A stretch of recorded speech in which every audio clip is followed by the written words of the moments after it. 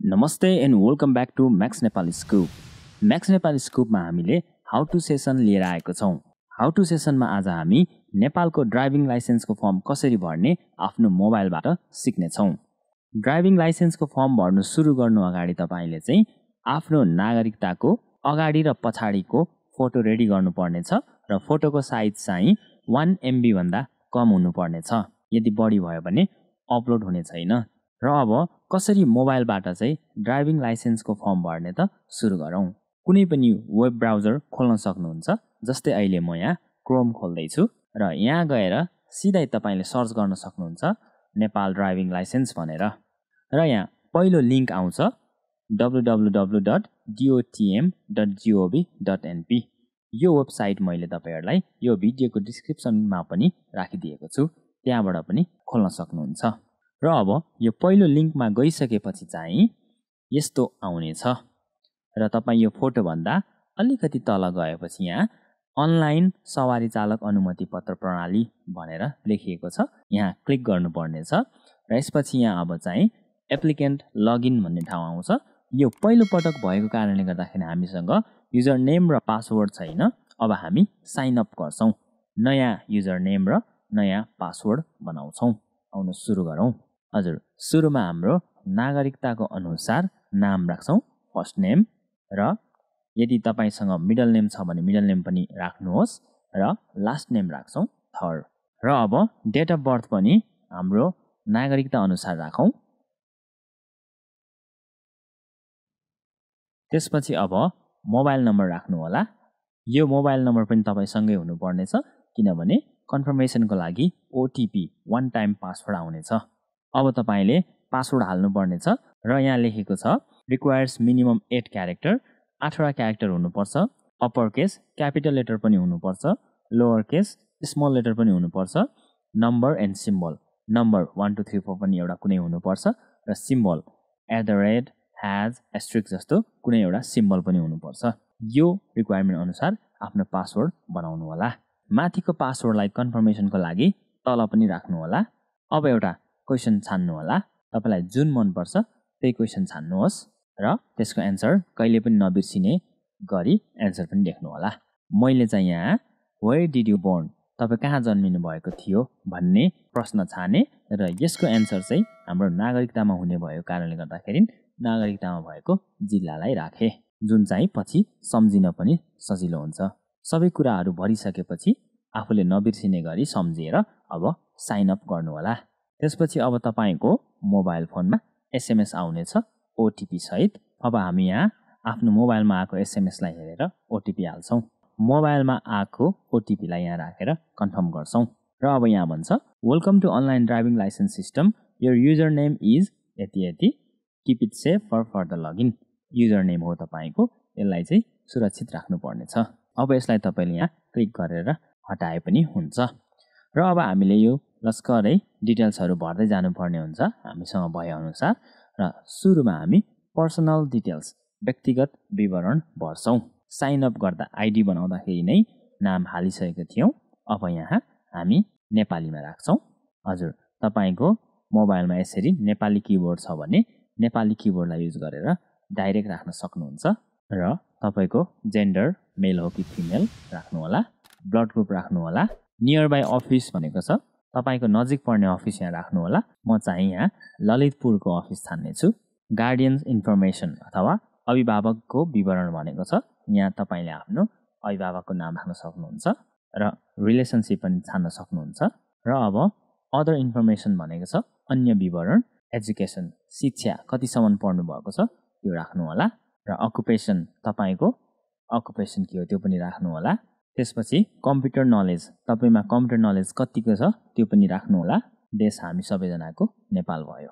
Have a driving licence भनेर सोधेको छ, तपाईँसँग चालक अनुमति पत्र छ भनेर सोधेको छ। यो पहिलो पटक भएको कारणले गर्दाखेरि यसमा नो नै छोडेर सबमिट गर्नु होला। र सबमिट गर्दा एकपटक कन्फर्मेसनको लागि सबै इन्फर्मेसनहरू यहाँ आउनेछ। यो फेरि ठिक छ कि छैन एकपटक चेक गरेर यहाँ टिक लाएर तपाईँले सबमिट गर्न सक्नुहुन्छ। Profile updated, now fill up your addresses. Profile update भयो, अब एड्रेस हाल्नुहोस् भनेको छ।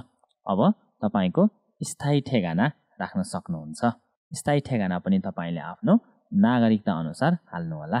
यसरी तपाईले आफ्नो नागरिकता अनुसार पर्मानेन्ट एड्रेस राखिसकेपछि अब टेम्पोररी एड्रेस अथवा अस्थायी ठेगाना राख्ने ठाउँ आउँछ र अस्थायी ठेगाना चाहिँ सेम एज पर्मानेन्ट गर्न सक्नुहुन्छ, माथिकै जस्तो। यो माथिकै कुरा कपी भएर तल पनि आउनेछ र तपाईले अब सबमिट गर्न सक्नुहुन्छ। फेरि एकपटक ठिक छ कि छैन चेक गरेर तपाईले यहाँ क्लिक गरेर सबमिट गर्न सक्नुहुन्छ। अब एड्रेस अपडेट भयो। Continue with your citizenship details. अब नागरिकताको डिटेल हाल्नु होला। नागरिकता नम्बर हाल्नुहोस् यहाँ र नागरिकताको किसिम प्रायः जसो वंशज हुन्छ, यो तपाईको नागरिकताको पछाडिपट्टि हुन्छ र इस्यु डिस्ट्रिक्ट अथवा जारी जिल्ला कुन जिल्लामा लिनुभएको हो र अब इस्यु डेट राख्नु होला। र यो सबै इन्फर्मेसनहरू हालिसकेपछि अब हामीले नागरिकताको फोटो अथवा स्क्यान कपी चाहिँ अपलोड गर्नुपर्ने हुन्छ, अगाडि र पछाडिको छुट्टा छुट्टै। र यसरी नागरिकताको अगाडि र पछाडिको डिटेल हालिसकेपछि पनि सबमिट गर्नु होला। यदि सबै इन्फर्मेसन ठिक छ भने तपाईले फेरि यहाँ क्लिक गरेर सबमिट गरिदिए हुन्छ। अब यहाँ सोधिएको छ सिटिजनशिप एडिसनल इन्फर्मेसन, नागरिकता अतिरिक्त जानकारी। नागरिकताको केही एडिसनल इन्फर्मेसन पनि हामीले हाल्नुपर्ने हुन्छ र यहाँ छ एड्रेस अन सिटिजनशिप भनेको छ। नागरिकतामा भएको इन्फर्मेसन अब हामीले हाल्नुपर्ने छ। अब यदि तपाईको नागरिकतामा चाहिँ अञ्चल छ भने अञ्चल जोनलमा जानुहोस्, यदि प्रोभिन्स अथवा प्रदेश छ भने प्रोभिन्सियलमा जानुहोस्। यो नागरिकताको एड्रेस चाहिँ अञ्चलको अनुसार भएको कारणले गर्दाखेरि म जोनलमा जान्छु। अब अञ्चलमा म पहिलाको अञ्चल सेलेक्ट गर्छु र जिल्ला नागरिकताको अनुसार र बीडीसी वडा नम्बर सेम टु सेम नागरिकता अनुसार राख्नुपर्नेछ र सिटी सहर अथवा गाउँको नाम, बाजेको नाम, ग्रान्डफादर्स नेम, फादर्स नेम र मदर्स नेम। यदि विवाहित अथवा म्यारिड हो भने स्पाउस नेम अथवा पति पत्नीको नाम पनि राख्नुपर्नेछ। 3 पुस्ते विवरण पनि भरिसकेपछि हामी सबमिट गर्नेछौँ र फेरि एकपटक ठिक छ कि छैन भनेर चेक गर्नेछौँ।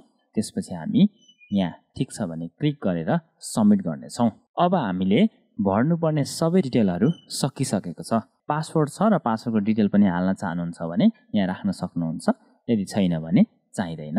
अब एप्लाई फर ड्राइभिङ लाइसेन्स हामीले बल्ल अब यहाँ क्लिक गर्नेछौँ। यहाँ क्लिक गरेर नेक्स्ट गर्नेछौँ र नेक्स्टमा चाहिँ अब के को फर्म भर्ने हो त, स्कुटीको हो कि मोटरसाइकलको हो कि कारको हो कि टेम्पूको हो, त्यसमा टिक लगाउने छौँ। त्यसपछि हामी अगाडि बढ्नेछौँ नेक्स्ट गरेर। र अब अफिस सेलेक्सन भनेको छ कार्यालय चयन। कुन अफिस कुन कार्यालयमा गएर चाहिँ लिखित अथवा ट्रायल दिन चाहनुहुन्छ त्यो सेलेक्ट गर्नु होला। यदि तपाईलाई अर्जेन्ट गर्नुपर्ने छ भने यहाँ अर्जेन्ट एप्लाई फर अर्जेन्टमा क्लिक गर्नु सक्नुहुन्छ। यदि अर्जेन्ट छैन भने तपाईले नर्मली नेक्स्ट गरेर अब डेट छान्न सक्नुहुन्छ। अहिलेको केसमा चाहिँ यो नजिकको डेटहरू सबै प्याक भइसकेको छ। अब हामी भोलि अथवा पर्सि फेरि लगइन गरेर चेक गर्नेछौँ र डेट भएपछि हामी डेट पनि बुक गर्नेछौँ। अब आज जुनको 6 भइसकेको छ, मन्डे। यो हामीले फर्म भरेको चाहिँ जुनको 2 तारिक हो र अब हामी यहाँ क्लिक गर्नेछौँ र यहाँ सबै ठाउँमा क्लिक गरेर एग्रिमेन्टमा क्लिक गरेर नेक्स्ट गर्छौँ। स्कुटर र मोपेडमा क्लिक गरेर अगाडि बढ्छु। अफिस सेलेक्सन कार्यालय चयन, कुन चाहिँ अफिसमा तपाईँ लिखित र ट्रायल दिन चाहनुहुन्छ त्यो ठाउँ सेलेक्ट गर्नुहोस्। म चाहिँ बागमतीको ललितपुरमा सेलेक्ट गर्छु र यदि तपाईलाई अर्जेन्ट छ र अर्जेन्ट कुराको जब तपाईसँग पेपरहरू छ भने यहाँ क्लिक गरेर पनि रिजन राखेर तपाईँ अगाडि बढ्न सक्नुहुन्छ। अहिले मलाई अर्जेन्ट छैन र अर्जेन्ट नभएपछि म एभाइलेबल डेटमा नै नेक्स्ट गर्छु र यसरी हामी यहाँ क्लिक गर्छौँ र जेठदेखि नेक्स्ट गरेर असारको 7मा क्लिक गर्छौँ र अब असारको 7 भन्नाले जुनको 21 2022 को जुनको 21मा डेट रहेछ र अब दिएको टोटल कोटा चाहिँ 90 रहेछ, रिजर्भ भइसक्यो 18, एभाइलेबल चाहिँ अब 72 वटा छ। अब यसरी डेट सेलेक्ट गरिसकेपछि हामी एप्लाई गर्छौँ र एप्लाई गरिसकेपछि अब हाम्रो मोबाइल फोनमा फेरि ओटिपी 1 टाइम पासवर्ड आउनेछ। यसरी कन्फर्म गरिसकेपछि यदि केही पनि आएन भने केही समयको लागि 1 दिन जति वेट गर्नु होला। वेबसाइटको कारणले गर्दाखेरि यो फर्म भर्न निकै नै लामो समय लागेको छ। जस्तै हामीले सुरु गरेको थियौं थर्सडे 2 तारिखमा र हिजो आएर हामीले डेट लियौं र डेट लिँदाखेरि हामीले सबमिट गरिसकेपछि केही पनि नोटिफिकेसनहरु पाएनौं, यस्तो अप्सनहरु पाएनौं अथवा एप्लिकेसन प्रिन्ट गर्ने अप्सनहरु पाएनौं। बल्ल आज 7 तारिखमा आएर चाहिँ हामीले प्रिन्ट एप्लिकेसन भन्ने अप्सन पाएको छौं। त्यसैले यदि तपाईको पनि केही प्रब्लम भयो भने केही समय वेट गरेर फेरि ट्राई गर्नु होला। अब हामी यो असारको 7 गते अफिस जानुपर्ने छ। हामीले जुन छानेको थियौं अब हामी यहाँ प्रिन्ट एप्लिकेसनमा जान सक्छौं। अब हाम्रो चाहिँ यहाँ प्रिन्टर छ भने प्रिन्ट गर्ने अथवा प्रिन्ट एप्लिकेसनमा गइसकेपछि चाहिँ हामी यहाँ सेलेक्ट गरेर सेभ एज पीडीएफ भनेर पीडीएफमा सेभ गर्छौं। यसरी यो यस्तो खालको आउने छ, यहाँ सबै डिटेल हुनेछ र यसलाई हामी डाउनलोड गर्ने छौं। र अब यो कहाँ सेभ गर्ने हामी सेभ गर्छौं। हामीले प्रिन्ट गरेर यहाँ फोटो टाँसेर हामी भनेको डेटमा original and photocopy of citizenship नागरिकताको ओरिजिनल र फोटोकपी र medical report provided by doctor भनेको छ, यो त्यही गएपछि हुन्छ। अथवा तपाईले ब्लड ग्रुप छुट्याएको कार्ड बोकेर जानुभयो भने सजिलो हुनेछ। यदि तपाईलाई यो भिडियोले हेल्प गर्यो भने कृपया लाइक, कमेन्ट, शेयर र सब्स्क्राइब गर्न भने नभुल्नु होला। आरिगातो गोजाइमासु।